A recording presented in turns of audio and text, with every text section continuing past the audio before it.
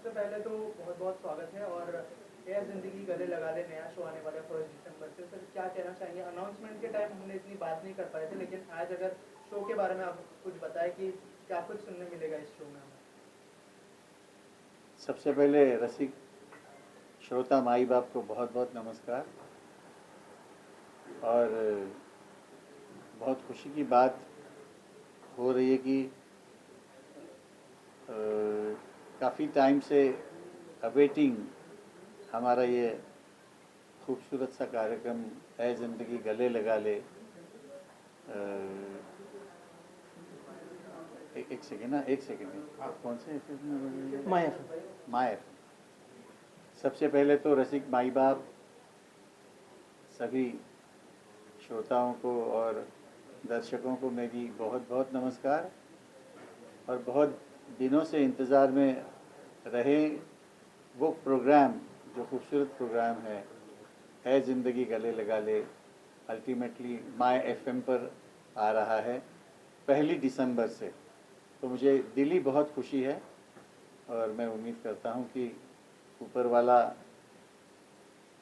ये programme successful करें और मेरे दर्शक जो हैं और जो सुनने वाले हैं वो भी इसको पसंद करें, यही भगवान से प्रार्थना करूँगा। मैं कुमार भाई का बहुत बहुत आभारी हूँ कि उन्होंने स्टूडियो रिफ्यूल में ये कार्यक्रम प्रोड्यूस किया है और आपको बहुत अच्छा लगेगा। क्यों? बिल्कुल। मज़े की बात यह है कि सुरेश जी एक लेजेंडरी आर्टिस्ट हैं।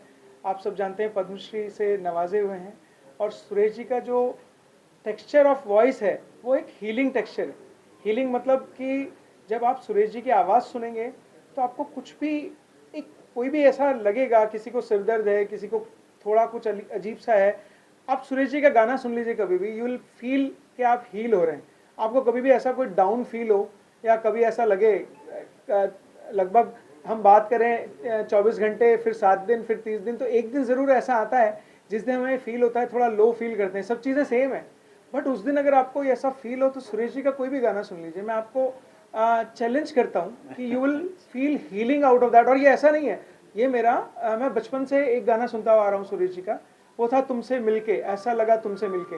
आप सोचिए उस वक्त बचपन के इमोशंस से लेकर जवानी के इमोशंस से अभी तक एक मेच्योरिटी वाली जो एज है, उस तक भी वो इमोशंस बहुत बरकरार हैं और वो उसकी जो खुशबू है वो आज तक सेम वैसी है। तो ऐसे जो गाने सुरेश जी ने गाए हैं अपनी आवाज़ में, वो एक हील करते हैं। प्रोग्राम की थीम भी यही है, ऐ ज़िंदगी गले लगा ले। इफ़ यू फील समटाइम, इतनी भाग दौड़ की ज़िंदगी है, इतने प्रेशर्स होते हैं, जिम्मेदारियाँ होती हैं, परिवार की भी जिम्मेदारियाँ होती हैं। हमारा इस प्रोग्राम को लाने का एक ही मकसद है कि आप 5 दिन 6 दिन काम करें, संडे को आप अपने परिवार के साथ 1 घंटा निकालें, सिर्फ 1 घंटा, 8 से 9, बस अपने परिवार के साथ एक गाड़ी उठाइए, बच्चों के साथ, अपनी वाइफ के साथ या माता पिता के साथ, जैसा भी आपको कंफर्टेबल लगे, आप बस एक जॉय राइड में निकल जाइए। अब आप सुनना शुरू कीजिए इस प्रोग्राम को। जब सुरेश जी की आवाज़ आपके कानों में आएगी तो यू विल फील ब्लेस्ड, आपको एक रिलैक्स फील होगा। जब आप गाड़ी चला रहे होंगे ना, तो आपको ऐसा सांस लेके आप एक रिलैक्स फील करोगे इस आवाज़ के साथ। आप फील करना दोस्तों। सिद्धार्थ भी हैं माय एफएम पे, हम लोगों का टाइप भी जो हुआ वो बेसिक इसी चीज़ को लेके हुआ कि एक हीलिंग प्रोग्राम, एक घंटे का ऐसा प्रोग्राम जो एंटरटेन तो करेगा, आपको हील भी करेगा, एक एंथुसिज्म देगा आने वाले कल के लिए, आने वाले कल को डील करने के लिए। तो बेसिक प्रोग्राम का थीम सब कुछ सुरेश जी की वॉइस है। सुरेश जी की वॉइस, आप मेडिसिन भी समझ सकते हैं, आप हीलिंग भी समझ सकते हैं, आप एक ऐसा शहद समझ सकते हैं जो अगर आपके कानों में घुला तो आपकी रगों में प्यार और मोहब्बत बन के ज़रूर दौड़ेगा दोस्तों। सर इसके अलावा क्योंकि ये शो है, सुरेश सर के गाने तो सुनने मिलेंगे, क्या सुरेश सर ने जो लाइफ में एक्सपीरियंस किए गाने रिकॉर्ड करने के, क्या वो एक्सपीरियंस भी वो शेयर करेंगे ऑडियंस के साथ में? अगर कुछ शेयर करें आप। बड़ी मीठी और सच्ची बातें हैं सुरेश जी की। अब जब आप सुरेश जी की आवाज़ सुनते हैं ना, तो उसमें सबसे ज़्यादा एक टेक्सचर होता है वो बहुत ईमानदारी का होता है। ऐसी ईमानदारी होती है कि जब एक वर्ड बोलते हैं तो दूसरा, दूसरे से तीसरा, आप कोशिश ये करेंगे ये चलती रहे, ये बातचीत चलती रहे। तो सुरेश जी के जितने भी एक्सपीरियंसेस हैं अपनी लाइफ के, हमारे खट्टे मीठे सारे किस्से हैं जो मेरे करियर में या ज़िंदगी में गाने के वसीले से जो घटे हैं वो मैं सबको सुनाऊंगा। जो शो रिकॉर्ड करने का एक्सपीरियंस कैसा रहा सर? बहुत अच्छा, और कुमार भाई तो वेल रेड, और क्या कहते हैं ना कि सारी मालूमात उन्होंने मेरे बारे में इतनी रखी हैं जो मैं भूल गया था वो भी याद करवाई उन्होंने। अच्छा, तो अच्छा लग रहा है बहुत। दोस्तों एक बहुत अच्छी चीज़ बताऊं, आपने जब ये क्वेश्चन पूछा, आपको इतना बताता हूं दोस्तों, इस शो में एक कागज़ भी हमने लिखा नहीं है। This is all unscripted. जब सुरेश जी मेरे सामने बैठे होते हैं तो मैं उन्हें सादर प्रणाम करके नमस्कार करके अंदर बैठ जाता हूं। हम दोनों एक रिकॉर्डिंग रूम में होते हैं, एक एक गिलास पानी का लेते हैं और बात करना शुरू कर देते हैं। सुरेश जी को ये नहीं पता होता मैं क्या क्वेश्चन पूछ रहा हूँ, और मुझे ये नहीं पता होता कि मैं इनसे क्या क्वेश्चन पूछ रहा हूँ, ये उसका क्या आंसर देंगे। ही इज़ नॉट प्रिपेयर्ड कि मैं क्या क्वेश्चन पूछ रहा हूँ, मैं प्रिपेयर नहीं हूँ कि क्या आंसर देंगे। So it is straight from the heart.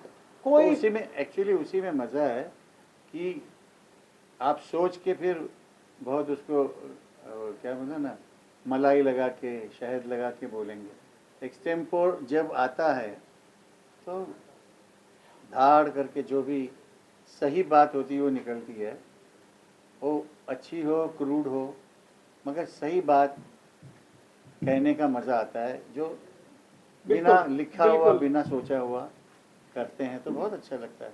एक भी सवाल, एक भी क्वेश्चन इस पूरे शो के अंदर स्क्रिप्टेड नहीं है। It is all non scripted.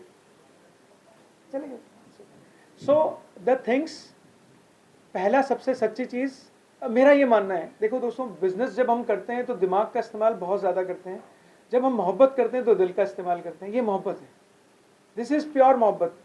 Suresh ji, जब आप इस शो को सुनेंगे तो मैं भी बहुत ज़्यादा रिवील नहीं करना चाहता, मैं चाहता हूँ आप लोग खुद सुने। आप जितने लोग हैं, आप अपनी फैमिली के साथ संडे को जाएं, ईमानदारी से बेइंतहा काम करें। मंडे टू फ्राइडे सैटरडे आप बेइंतहा काम करें। सिर्फ संडे को 8 से 9 के बीच में एक जॉय राइड पे जाएं अपनी फैमिली के साथ, बच्चे के साथ, वाइफ के साथ, जो भी आपका प्यारा अपना आपका है, आप जाएं और सिर्फ सुरेश जी की वॉइस का टेक्सचर सुने उस प्रोग्राम में, वो गाने सुने। ऑब्वियसली वो गानों का भी एक थीम है। अब जैसे वो अपन इंटेंसिव केयर में चले जाते हैं तो वो पहले कौन सी मेडिसिन देते हैं, फिर कौन सी मेडिसिन देते हैं, तो this is called a intensive care. आपका 1 घंटे का इंटेंसिव केयर है जिसमें आप सबसे महत्वपूर्ण है, आपकी ज़िंदगी सबसे महत्वपूर्ण है। आप क्या सोच रहे हैं, कहाँ पे आप हैं। मेरा भी और सुरेश जी का ये मानना है कि आपके अंदर अपने आप को कंट्रोल करने की सारी पावर्स, स्थिति सब सेम रहती हैं, बस आपका सोचने का तरीका बदल जाता है, उस चीज़ को डील करने का तरीका बदल जाता है। चीज़ सब कुछ सेम है, आप ही उसको बदलते हैं, आप ही उसको सोचते हैं और आप ही उसको करते हैं। सिर्फ और सिर्फ समय का फ़र्क होता है। मेरा मानना यह है कि जब आप कोई भी कठिनाई में होंगे, ऐसा है नहीं कि कोई भी कठिनाई में नहीं है, एवरीबडी, ये बहुत बड़ा बेसिक है लाइफ का कि आप अगर जी रहे हैं तो कोई ना कोई कठिनाई भी होगी, कोई ना कोई अच्छाई भी होगी। ये वही स्रोत हैं, ये वही एक ऐसा पवित्र स्रोत है कि आप इनके गाने, इनके आवाज़ और इन सब चीज़ों को इस पूरी इंटेंसिव केयर में रहेंगे तो यू विल फील बेटर। आप ब्लेस्ड समझेंगे अपने आप को कि यस वी आर समथिंग। आपको एक एनर्जी मिलेगी। सुरेश जी का एक एक वर्ड इतनी एनर्जी देता है कि अगर संडे को आपने वो एनर्जी ली तो 7 दिन चलेगी। अब 7 दिन के बाद आपको उसकी आदत हो जाएगी, अब आदत हो जाएगी तो आप नेक्स्ट संडे को जाएंगे। So this is the feel of this show and I am thankful to my FM, Abhishek, Siddharth, सब लोग हैं कि उन लोगों को उनका मैसेज आया, उनका फ़ोन आया। आपके क्रिएटिव हेड का क्या नाम है मैडम का? कंकना। कहते हैं सर ये जो सुरेश जी का ये 10 मिनट का कन्वर्सेशन है ना, अब इसको कहीं से काटने का मन ही नहीं कर रहा, इसको एडिट कैसे करूं। प्रॉब्लम ये है कि सीमा तो है ही, 1 घंटे की सीमा है, 8 गाने भी बजाने हैं। अब इसको काटूं कैसे, मेरा मन नहीं कर रहा कि मैं कहीं से इसको काटूं या कुछ करूं। तो आई सेड कि सीमा और वो है, आप ऐसा करिए, जो गाना सुरेश जी का है, सपोज करिए ए जिंदगी गले लगा ले हैं, तो उससे रिलेटेड सुरेश जी ने बोला 5 या 6 मिनट, तो उन्होंने दिल पे पत्थर रखे ना, उसको यहाँ से थोड़ा काटा, यहाँ से थोड़ा काटा, फिर बाद में कहते हैं सर नहीं काटते हैं, चलो कोई बात नहीं, इसको पीसीस में। बट उसी तो ऐसे पहले एपिसोड में तुमसे मिलके, वो एक ऐसा आइकॉनिक सॉन्ग है, मेरे ख्याल से कोई ऐसा इंसान नहीं होगा जिसने यह नहीं सुना होगा, राइट। तुमसे मिलके ऐसा लगा, तुमसे मिलके। अच्छा, मैंने अपनी लाइफ के जितने भी कपल्स देखे हैं, या तो उन्होंने इस सॉन्ग के ऊपर अपनी मैरिज हुई इन लोगों की तो इसके ऊपर डांस किया, या वो कोई लॉन्ग ट्रिप पे गए तो उन लोगों ने गाना सुन के इस गाने को एंजॉय किया, न्यूली मैरिड कपल हनीमून पे गए तो ये गाना सुन के एक दूसरे की, so this song is a refuel of life, this song is a refuel of life. आप अपने अंदर वो जोश, वो एनर्जी सुरेश जी के द्वारा गाए हुए सॉन्ग से ले सकते हैं दोस्तों। हो सकता है कि सुरेश जी ने जब वो गाना गाया, देखिए वो गाना है 90 के दशक का, 80 के दशक का, उस वक्त आप कितने साल के थे, आज कितने साल के हैं, बड़ा चेंज आया होगा लाइफ में। कई सारी चीजें जो आप समझ गए होंगे, कई सारी चीजें जो अभी भी समझनी बाकी है, जो समझ गए होंगे और उनसे डील कर रहे हैं तो उसमें भी ये गाने हेल्प करेंगे, और जो समझ नहीं आ रही है उसकी एनर्जी को रिगेन करने के लिए गाने आपको बड़े काम करेंगे। So it is a complete dose, complete healing process of 1 hour। I request you कि एक बार जस्ट इस जर्नी पर जाइए। मंडे टू फ्राइडे आप जैसे पहले काम कर रहे थे ना, और उसके अगले इस शो को सुनने के बाद जो काम करेंगे उसमें बहुत फर्क होगा दोस्तों। आपके अंदर एक शालीनता आ जाएगी, एक एग्रेशन खत्म हो जाएगी, एक आपको अप्रोच चेंज होना शुरू हो जाएगा आपके काम का, कि आप जिस भी चीज को आप डील कर रहे थे, किस एक ही चीज को हम अलग अलग तरीके से डील कर सकते हैं, बट आप एक अच्छे से डील कर पाएंगे क्योंकि आप चित्त और मन से शांत हैं। आप 8 से 9 अपनी फैमिली के साथ रहिए। देखिए फैमिली सबसे बड़ा सपोर्ट होता है लाइफ का, सबसे बड़ा, फैमिली से बड़ा कोई नहीं है। फैमिली इज ओनली दी, आपका अच्छे बुरे समय में फैमिली साथ है। अब एक तो आपकी फैमिली साथ है और सुरेश जी की वॉइस है, तो कितनी बड़ी कॉकटेल है, 20 ml और आपकी फैमिली आधा ग्लास, तो दिस इज समथिंग, एक बहुत प्यारा शहद है। मैं चाहता हूं आप अपने कानों से सुने और उसे दिल में उतारें। काफी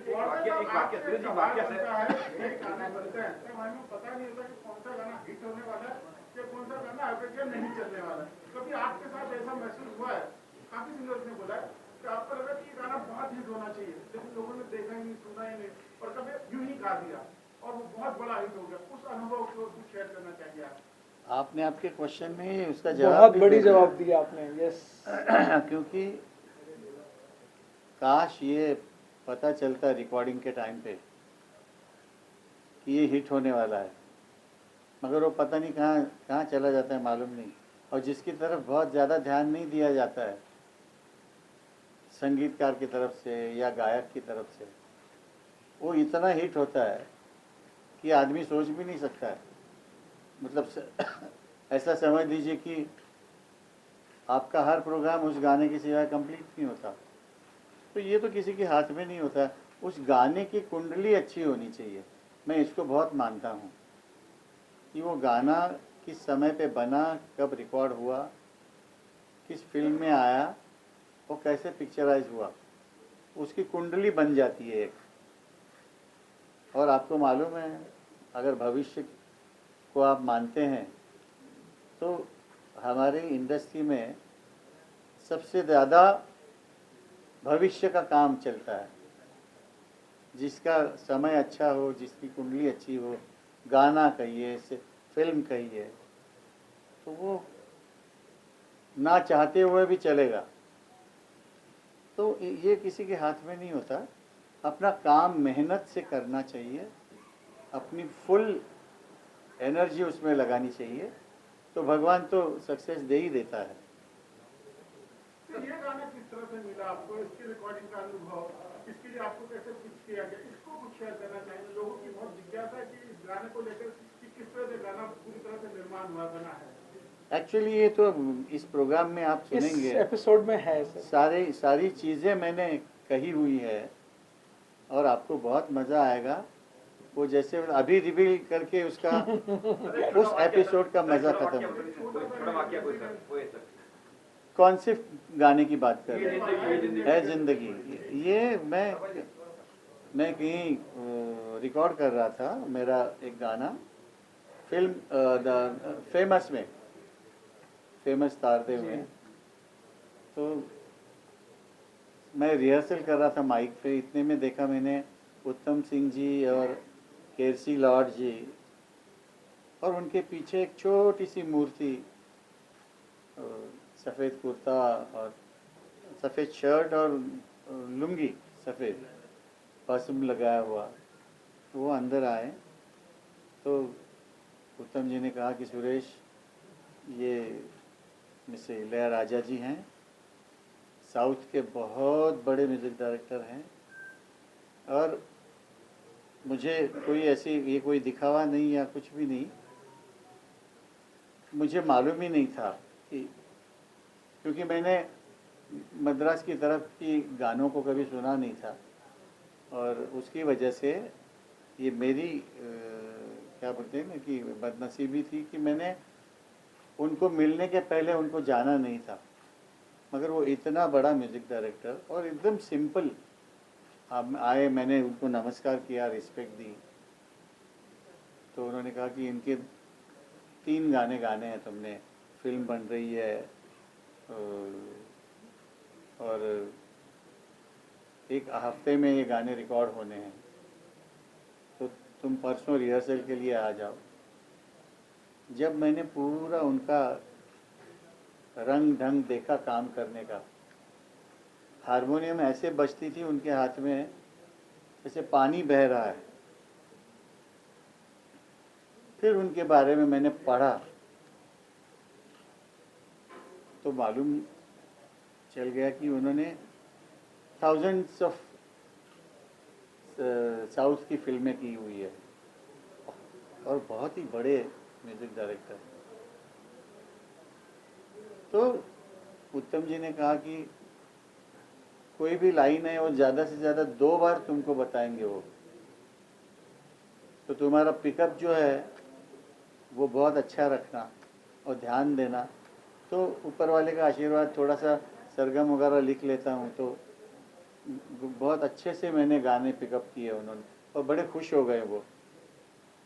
उसके बाद 2-3 फिल्मों में उनके लिए मैंने गाया। तो ये ऐ ज़िंदगी गले लगा ले एक ऊपर वाले के आशीर्वाद से बहुत ही फिनोमिनल गाना रिकॉर्ड हुआ था। और देखिए उस वक्त कहाँ मालूम था ये गाना, मुझे वो गाना पिक्चर क्या रिलीज होने के बाद बोल भी नहीं मालूम, मुझे बोल भी मालूम याद नहीं थे। करीब फरमाइशें आई काफी जब सारी, फरमाइशें आने लग गई उस गाने की और जब मैंने गाया तो वही गाना 2-2 बार गाना पड़ता है मुझे आज भी स्टेज पे। तो इसको कहते हैं पॉपुलैरिटी। तो वो तो ना राजा साहब को मालूम था ना मुझे मालूम था। तो ये उसकी कुंडली अच्छी थी, लोगों ने पसंद किया।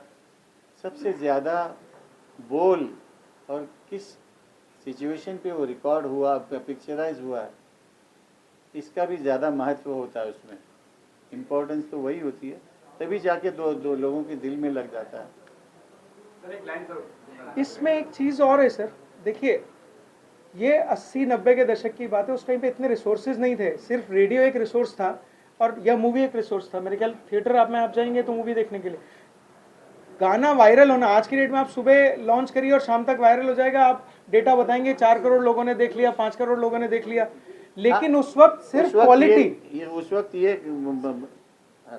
उस वक्त ये अवेलेबल नहीं था। हाँ जैसे, ऐसा जैसे टीवी पे बार बार दिखाया जाता है, तो ये हमारे उस वक्त जिंदगी के टाइम पे वो सब अवेलेबिलिटी नहीं थी। अब तो एक गाना 6-6 महीने पहले से ही बजाते हैं तो वो वैसे ही पॉपुलर, वैसे ही वायरल हो जाएगा। आप सिर्फ देखिए क्वालिटी के बेस पे, और इस उम्दा, कितना उम्दा म्यूजिक था इलैयाराजा साहब का। मैंने अब जब आप सुनेंगे ये प्रोग्राम तो संगीत के भगवान आए हुए हैं। सुरेश जी ने उन्हें ऐसे ही प्रेजेंट किया है। जब सुरेश जी ने फर्स्ट टाइम उन्हें देखा तो वो सफ़ेद कुर्ता धोती भस्म लगाए हुए, सुरेश जी को तो लगा भगवान है इस इंडस्ट्री के। अब आप देखिए वो गाना एक अमृत की तरह है। किसने लिखा? गुलजार साहब ने लिखा। गुलजार साहब ने लिखा। संगीत किसने दिया? आपको ये पता नहीं चलेगा कि वो कैसा प्लेनेट है कि जब इलैयाराजा साहब का एक म्यूजिक चल रहा है, दूसरा कौन सा इंस्ट्रूमेंट आने वाला है, वो किस जगह पे है और सुरेश जी किस लय में गा रहे हैं। आप सोचो कितना बड़ा अमृत है। वो मंथन था पूरा, और वो मंथन होने के बाद जो अमृत निकला वो गाना निकला, इसलिए वो हिट हुआ। उस टाइम पे हमारे पास कोई सोर्सेज नहीं थे कि हम उस गाने को वायरल कर दें। उसकी अपनी उसकी गाने की इतनी पावर थी, वो पावर हाउस था। गाया किसने? सुरेश वाडकर साहब ने। संगीत किसने दिया? इलैयाराजा साहब ने। और लिखा किसने? गुलजार साहब ने। सोचो त्रिवेणी, ये संगम सिर्फ आपको या तो वहां मिलेगा या ये उस गाने में था। और राजा साहब जैसा म्यूजिक डायरेक्टर मेरे हिसाब से पूरी इंडस्ट्री में नहीं है।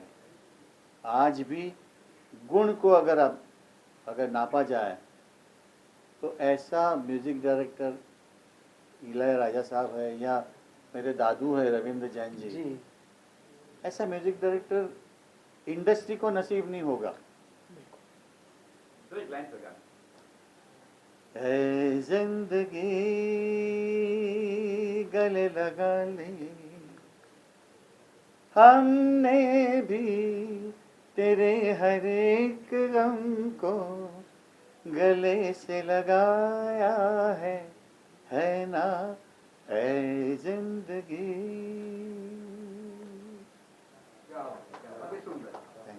कभी आपको ये ऐसा महसूस नहीं हुआ, आज ऑडियो वीडियो का आपने भी कहा, जिक्र किया कि बहुत इम्पोर्टेंस होता है कि रेडियो की जगह टेलीविजन का आता है। हाँ, ये आपने बड़ा अच्छा, ये अब आप लिख लीजिए, प्रेस कॉन्फ्रेंस नेक्स्ट जो होगी ना वो टेलीविजन के लिए होगी और सुरेश जी आएंगे। नेक्स्ट जो प्रेस कॉन्फ्रेंस होगी ना, अभी ये बस नेक्स्ट मेरा यही है कि सुरेश जी के साथ मैं एक शो करता हूँ वो टेलीविजन पे, ठीक है, पॉडकास्ट होगा उसका, बट ये मैं आज डिस्कस करके आपको मगर एक चीज़ है ना, भैया, कि हर वक्त आप टीवी के सामने तो होते नहीं हैं। गाड़ियों में आते जाते कितना रेडियो सुना जाता है सारी दुनिया में। मैं ऊपर वाले के आशीर्वाद से सारी दुनिया में जाता हूँ शोज़ के लिए। कभी गाड़ी में हम लोग, हमारे साथ हमको लेने आने जाने वाले तो हमारे अपने ही हिंदुस्तानी भाई बहन होते हैं, तो उनकी गाड़ी में वहाँ का एफएम लगा ही होता है और उसमें सब गाने बजते रहते हैं। उसमें से कभी कभार हमारा भी गाना आ जाता है तो हमको खुशी हो जाती है, अच्छा अमेरिकन लोग हमको याद रखते हैं। तो ये बहुत बड़ा माध्यम है। They are blessed that they are listening the voice of Mr. Suresh Wadekar. TV फिर भी मैं 2 नंबर पे रखता हूँ, क्योंकि रेडियो आपको आते जाते रेडियो सुनने को मिलता है। टीवी तो आपको देखना पड़ेगा, और देखने जाओगे तो गाड़ी कैसे चलाओगे या चल भी कैसे पाओगे, चित्र देखोगे नहीं तो उसका मज़ा नहीं आएगा। इससे अच्छा है ना रेडियो, कान पे मधुर गीत घोलता रहता है। फर्क इनपुट डिवाइस का है, एक जगह सिर्फ कान है और सीधे दिल पे चले जाते हैं, तो आई थिंक रिएक्शन टाइम बहुत कम होता है। एक जगह आंख है और कान है, लेकिन आंख जहाँ आ गई वहाँ आपका दिमाग जरूर यूज होगा, तो वो फिल्टरेशन और इस फिल्टरेशन में बहुत फर्क है।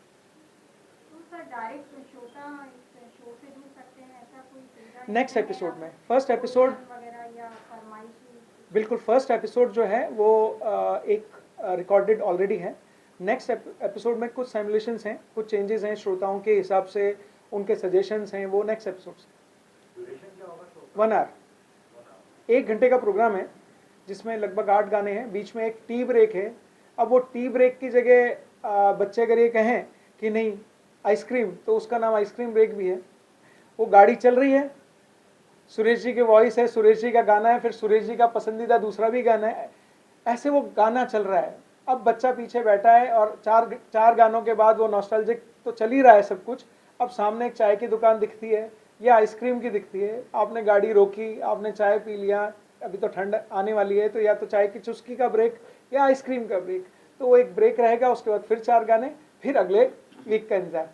एक शो में 8 गाने हैं और 8 गानों के बीच में लगभग आप मान लीजिए 1 घंटे का शो 8 से 9। खट्टे मीठे किस्से आपको अच्छे लगेंगे जो मैंने भोगे हुए हैं, सहे हुए हैं। कुमार साहब, आपसे सवाल बनता है, आज की जनरेशन जो नया पीढ़ी है उनका म्यूजिक का जो चॉइस है बहुत ही डिफरेंट है। आपको लगता है कि आप लोग उनसे भी कनेक्ट कर पाएंगे? यही इस पूरे प्रोग्राम की आत्मा ही ये है। एक इतना बड़ा लेजेंडरी आर्टिस्ट पद्मश्री, जिसने 80 के दशक में, 90 के दशक में गाने गाए जबकि रिसोर्सेज कम थे, बिल्कुल बहुत कम रिसोर्सेज थे। और आप ये मान के चलिए सर कि फिल्में हिट हो जाती हैं तो गाने भी हिट हो जाते हैं, लेकिन फिल्में हिट ना और गाने हिट हो जाएं तो आपको समझ जाना चाहिए कि उसके अंदर पावर है।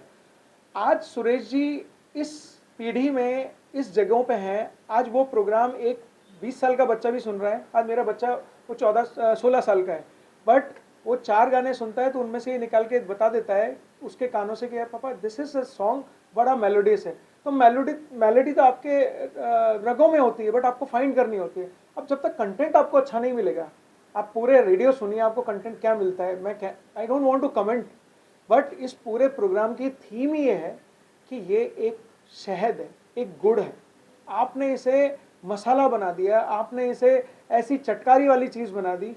तो संगीत एक आत्मा है दोस्तों, संगीत एक ऐसी मेडिसिन है जो आपके हर घाव को हील कर सकती है। और उसमें भी एक ऐसा डॉक्टर, एक ऐसा गुड़ पीढ़ी का डॉक्टर अगर आपको वो डोज देना, तो आई थिंक वो आपको लेनी चाहिए। तो वो ही थीम है कि आज की पीढ़ी को वो दौर वापस लेके आया जाए कि भाई ये संगीत की आत्मा थी और इसी को बेस बनाते हुए हम आगे चलना चाहिए। और अभी आप देख ही रहे हैं ना, करण अर्जुन फिर बन रही है। सुभाष जी ने कल ही कोई पिक्चर अनाउंस की है जी। तो इसका रीज़न क्या है? उन्होंने ये ताड़ा होगा ना, एक्सपीरियंस किया होगा कि नई जनरेशन की क्या पसंद हो रही है, नहीं तो कौन इतने करोड़ों रुपए लगा के फिर वो फिल्में बनाएगा। तो ये, और वैसे भी भैया दुनिया तो गोल है, जहाँ से शुरू होगी वहाँ वापस तो आना है उसने, तभी तो कंप्लीट होगा ना वो। बिल्कुल। और सर्कल कंप्लीट करना हर एक के नसीब में होना चाहिए, तब वो बीच के जो भी एक्सपीरियंसेस है उसको वो कंपेयर कर पाएगा कि नहीं भाई वो जो जहाँ पे आके मेरा जो गोल कंप्लीट हो गया है वो बेस्ट टाइम था, वापस आ गया है। आने दीजिए, जितने भी टाइम आते हैं वो आके चले जाएंगे, मगर जो हमने पहले एक्सपीरियंस किए हुए वो वापस आते हैं तो उसका आनंद दोबारा हो जाता है। कुमार जी, मेरा सवाल एक आपसे है कि हमारे पास लीजेंडरी पद्मश्री सुरेश वाडकर साहब जैसे सिंगर है, इसके बावजूद जो नए फिल्म निर्माता है वो इस तरह के मतलब नगीने को पहचान, बहुत बड़ी मिस्टेक है उन लोगों की। They are not blessed, they are not blessed दोस्तों। अपॉर्चुनिटी हर दरवाजे पे नॉक करती है, हर दरवाजे पे। मैं एक प्रोड्यूसर हूँ, मेरे जैसे 1000 प्रोड्यूसर हैं, उनके दरवाजे पे भी ये नॉक हुआ था। आपको डिपेंड करता है आप कितनी दूर देख सकते हैं, आप उस दरवाजे के पीछे क्या है। ये 50 mm की एक लकड़ी है, 100 mm की एक चट्टान है, उसके पीछे क्या है? एक हीरा हमेशा आपको खदान में ही मिलेगा। This is you, how you discover. मेरा एक सपना था, सपना, ये फर्स्ट एपिसोड में मैंने उस चीज़ को बोला है, मैं बहुत छोटे और मध्यम वर्गीय परिवार को बिलोंग करता हूँ, बहुत छोटे और मध्यम वर्गीय। मुझे पता है 300 रुपये में घर कैसे चलता है। मैं एक शिक्षक का बेटा हूँ, राइट। शिक्षा का बहुत बड़ा महत्व है, लेकिन ये जो वॉइस था ना, हर आदमी का ड्रीम होता है। किसी का ये है कि मैं ये गाड़ी रोल्स रॉय लूँ, मैं ये लूँ। मेरा एक ड्रीम था कि जिस इंसान ने ये गाना गाया है ना, जिस भगवान ने, एक बार मैं उससे ज़रूर मिलूँ, एक बार। और भगवान ने क्या नवाजा कि मैं उनके बिल्कुल पास में हूँ। दोस्तों, ये अपॉर्चुनिटी होती है, बहुत कम लोग इसको, ऐसा नहीं कह रहा हूँ मैं कि मैं ही समझता हूँ, बट मैंने जो अपॉर्चुनिटी समझी है ना, वो एक बहुत बड़ी है, बहुत लोगों को समझना चाहिए। इंडस्ट्री में काम रोक देना ये बहुत बड़ी भूल थी उनकी, उन लोगों की बहुत बड़ी भूल थी। मैं नाम किसी का नहीं लेना चाहता। आज जिसने 10,000 गाने गाए हैं उसके 10 गाने हिट हैं, और जिसने 40 गाने गाए हैं उसके 20 गाने हिट हैं। आप रेशो समझ सकते हैं इस चीज़ का क्या होगा? This is quality, this is only the quality. Industry से मुझे कोई गिला शिकवा नहीं, लेकिन ये गोला है एक, जिस गोले में जो आ गए बस वो ही रह जाते हैं। इस गोले को भेदना बहुत मुश्किल है। ये चक्रव्यूह है किसका? आपने ये चक्रव्यूह पहले भी पढ़ा होगा, लेकिन आज वी आर ब्लेस्ड कि हमने इस चक्रव्यूह को भेदा। हमें फाइनेंशियली या कुछ, सुरेश जी की वॉइस करोड़ों लोगों तक पहुंच जाए, मेरा इससे बड़ा कोई एम नहीं है। अगर पहले एपिसोड में, मेरे ख्याल माई FM की लिस्टरशिप 7 CR है, 7 करोड़ लिस्टरशिप है इन लोगों की, 30 सिटीज़ में और 7 स्टेट्स में ये लॉन्च हो रहा है। इतना कैपेबिलिटी भगवान ने, ईश्वर ने दिया। और जो ईश्वर हमारे साथ है, ईश्वर हमारे साथ हैं आवाज़ से भी और सब चीज़ों भी। अगर ये 7 करोड़ लोग सुन लेंगे ना दोस्तों, तो 7 करोड़ के परिवार घर पे जाके एक अच्छा एनवायरनमेंट लेके आएंगे, अच्छा एनवायरनमेंट।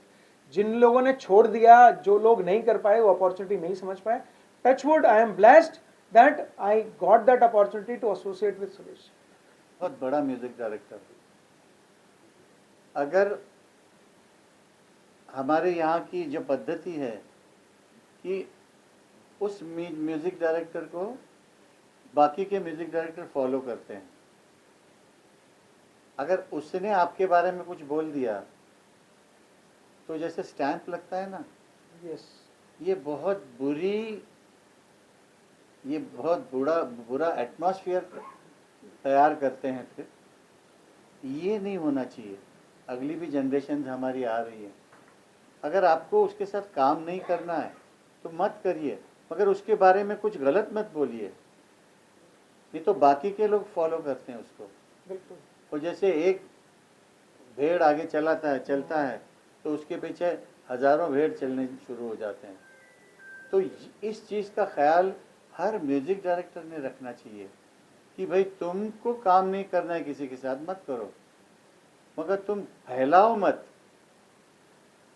अगर एक अच्छा कोई काम करने वाला, मैं छोड़िए, मेरे से भी अच्छा काम करने वाले लोग हैं, उनके करियर के ऊपर बड़ा असर हो जाता है उसका। या आपको उसका गाना समझ में नहीं आया होगा तो वो आपकी खामी है, मगर बाकियों के दिमाग में क्यों डालते हो? और कितनी खराब बात है ये। और हमारी पूरी इंडस्ट्री में यही कुछ चलता है, इसीलिए हमारी इंडस्ट्री बहुत ज़्यादा पनपती नहीं है। आपने हिस्ट्री से देख रहे होंगे, कोई राज नहीं कर पाता। 2000 फिल्में बनती है अगर साल की, उसमें से 6 चलती हैं, तो आपने कुछ नहीं। क्या पा लिया उससे? अगर हर इंसान का आशीर्वाद, मैं भी थोड़ा सा आध्यात्मिक लाइन पे जा रहा हूँ, अगर हर इंसान का आशीर्वाद ले लो तो 2000 में से 1700 फिल्में चलनी चाहिए। बिल्कुल। तब ये इंडस्ट्री फ्लोरिशिंग है, ऐसा बोल सकते हैं। ये इंडस्ट्री शुरू से ही फ्लोरिशिंग है नहीं है। बिल्कुल। कोई 3 आदमी फिल्म बनाते हैं, वो भी हम लोग बोलते हैं ना कि एक आदमी रोल्स रॉयस लेके आया, वो बॉम्बे में चलाने लग गया, चौथे दिन वो नरीमन पॉइंट के पास खड़ी हो गई, चल ही नहीं रही थी। तो रोल्स रॉयस का तो मैकेनिक डायरेक्ट वहाँ से आता है, वारंटी होती है। उसने बोला कि बोनेट खोलो, बोला तो खुला और देखा तो इंजन ही नहीं उसमें। तो मालिक बोलता है कि ये 6 दिन चली कैसे? बोलते रेपुटेशन पे चली हो। इससे बड़ा एग्जाम्पल कोई नहीं हो सकता सर, इससे बड़ा तो जिसका रेपुटेशन है उसकी फिल्म चलती है, तो बाकी के क्या करेंगे यार? यही होता है इस इंडस्ट्री में। हमारे पब्लिक को भी ये ध्यान में आना चाहिए कि छोटी सी छोटी भी फिल्म बनी है तो उसको देखो, उसको अप्रिशिएट करो। बड़े बड़े नाम नहीं लेना चाहता हूँ, उनको खराब लगेगा, ज़्यादा परवाह नहीं हो मुझे ऐसे, मगर उनको खाम का खराब, मैं अपने मुंह से क्यों नाम लूँ उनका? तो उनकी फिल्में कभी कभी इतनी भद्दी होती है, मगर रेपुटेशन पे पहला दिन तो चलता ही है। तो अगर पहले दिन पूरे शोज गए पूरे भारत देश में, तो उसकी तो हिट हो गई ना फिल्म। बिल्कुल।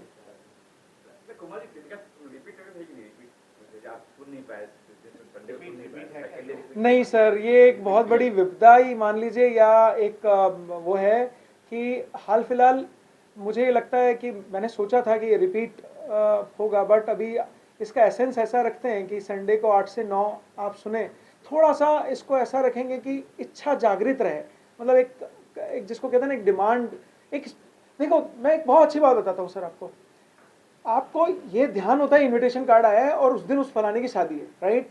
अब वो सैटरडे को होती है, संडे को होती है, बट आप एक प्लान बना के रखते हैं, अपने बच्चे माता पिता सब रेडी रहते हैं, 5 बजे से रेडी होना शुरू होते हैं, कपड़ों का सिलेक्शन होना शुरू होता है, आप 7 बजे गाड़ी में बैठते हैं और 9 बजे उसके यहाँ शादी में चले जाते हैं। ये हर वीक हो, क्यों? You should celebrate your happiness. आप एक बार करके देखो सर, आपको ये फील होगा। 8 से 9 15 मिनट का बीच का ब्रेक है, सुरेश जी को आप सुन रहे हैं, गाने सुन रहे हैं, एक बार उस दौर को लेके आओ सर। आपका जहान चेंज ना हो जाए ना सर, मेरे नाम बदल देना। मैंने इस चीज को, ये साइकोलॉजिकल एक छोटा वर्ड है इसके लिए, इट इज अ टेस्टेड। संगीत से बड़ी कोई मेडिसिन नहीं है सर। इस दुनिया में एक एक राग, आज आप दीदी यहाँ बैठी हैं, मैं उनको प्रणाम करता हूँ। आप दीदी, ये वो खानदान है जिसने अभी भी इस परंपरा को संजोए हुए उसको संभाला हुआ है। आप बताइए कौन सा इंसान है जिस खानदान ने, ये पूरा खानदान कितने लोगों को, कितने बालकों को, कितने बच्चों को संगीत की शिक्षा देता है? किसी ने इसको डिस्कवर किया? क्यों नहीं मिलता ये अप्रिसिएशन? उसके दो रीजन है। एक तो इंडस्ट्री एक झोंके की तरह से चलती चली जाती है। उस साहब ने जो वर्ड बोला कि वो भेड़ चाल, और रॉयल्स रॉयस से अच्छा एग्जाम्पल तो नहीं हो सकता ना सर। एक बार आप जा सकते हैं, इंडस्ट्री नंबर्स पे चली गई है, क्वालिटी क्वांटिटी पे चली गई। आज आप, मैं आपको एक छोटा सा एग्जांपल देता हूँ। आज मुझे आप एक कैमरा दे दीजिए, मैं एक ट्रेन में जाता हूँ, वो एक बीड़ी पी रहा है, उसको रिकॉर्ड करता हूँ। एक बेचारी लेडी बैठी है, वो अपनी गठरी बांध के बैठी है। तीसरा एक भिखारी बैठा है। चौथा हॉस्पिटल में मैं किसी मरीज को ड्रिप लगते हुए रिकॉर्ड कर लेता हूँ। एक बच्चे को मैं रिकॉर्ड करता हूँ, क्रिकेट खेल रहा है। अब ये रिकॉर्ड करके मैं उसको थोड़ा स्लो मोशन और डाल देता हूँ। सोचता हूँ नाम क्या रखूँ, इसका नाम रख देते हैं बस यूं ही, मैं आपको पिक्चर बना के 50 करोड़ फर्स्ट डे इकट्ठे करके दे दूँ। क्या कंटेंट है? It's nothing. जब तक आप लोगों को कंटेंट ही नहीं देंगे, आप आज की डेट में आप मुझे कोई भी एक मूवी का नाम बता दीजिए जो आपको बहुत अच्छी लगी हो। कोई भी ऐसा गाना बता दीजिए जो आपको बहुत अच्छा लगा हो, जो आपके मुंह पे हो। भी नहीं है, इंडस्ट्री के पास कंटेंट ही नहीं है। इसीलिए जिन लोगों के पास कंटेंट है, जिन लोगों ने इसको धरोहर बना के रखा है, एटलीस्ट हमारा फर्ज बनता है। देखो दोस्तों, ये प्रेस कॉन्फ्रेंस है, ये भी मेरे बहुत अच्छे मित्र हैं। इनको कल रात को बोला, उसको मैंने बोला 1 तारीख को, देखो मैंने पूरे ऑल इंडिया में जितना ब्रॉडकास्ट फीस माई एफएम को दिया होगा ना सर, उससे 1.5 गुना खर्चा किया होगा प्रिंट पे। 55 लाख सिर्फ कि तुम उठो, एक सुनो किसी इंसान को जो हमारा इंडस्ट्री का इतना बड़ा लेजेंड है, उसकी आवाज सुनेंगे। आज सुरेश जी जैसे इंसान है, अगर हम इस धरोहर की कदर नहीं करेंगे, कौन करेगा सर? किसके पास है ये बेड़ा? आई एम रेडी, मैं अपना पूरा सब कुछ लुटा सकता हूँ। I am ready to spend everything, not even my savings, I am ready to spend everything, but at least this is a last opportunity to have the access of this kind of legendary artist. और ये हमारी धरोहर है दोस्तों। हम लोग ध्यान नहीं रखते, ये मैं भी मान रहा हूँ, मैं भी उनमें से एक ही था, बट आई डिड, मैंने अपना प्रयास किया और ईश्वर ने मुझे इतनी बड़ा, इतना सम्मानपूर्वक ऐसी चीज़ दी। I am blessed. My FM ने ये अपॉर्चुनिटी समझी। I think Sachin was there. Sachin ने एक मेल में वीसी किया और मैंने इनको कंफर्म कर दिया। दे सेड इतना पैसा, आई सेड ओके। बट जो ये शहद आपको दे रहे हैं ना सर, ये एक बार आप चख के देखिए, you will feel your life got changed. अब मेरा सबसे बड़ा प्रॉब्लम क्या है, मैं शोबिज में हूँ मगर शोबाज नहीं हूँ मैं। मुझे बहुत ज़्यादा उसका अवडंबर करने आज तक नहीं आया है। अभी 70 के करीब हो रहा हूँ मैं, आज तक नहीं आया, तो इसके बाद क्या करेगा। मगर इस भाई ने मेरा हाथ पकड़ा और उनको लगा मेरे गानों के लिए प्रेम, उनका जब जागरूक हुआ, उनको लगा कि भाई ये करना चाहिए। मुझे भी अच्छा लगा, तो हम लोग आगे बढ़ गए।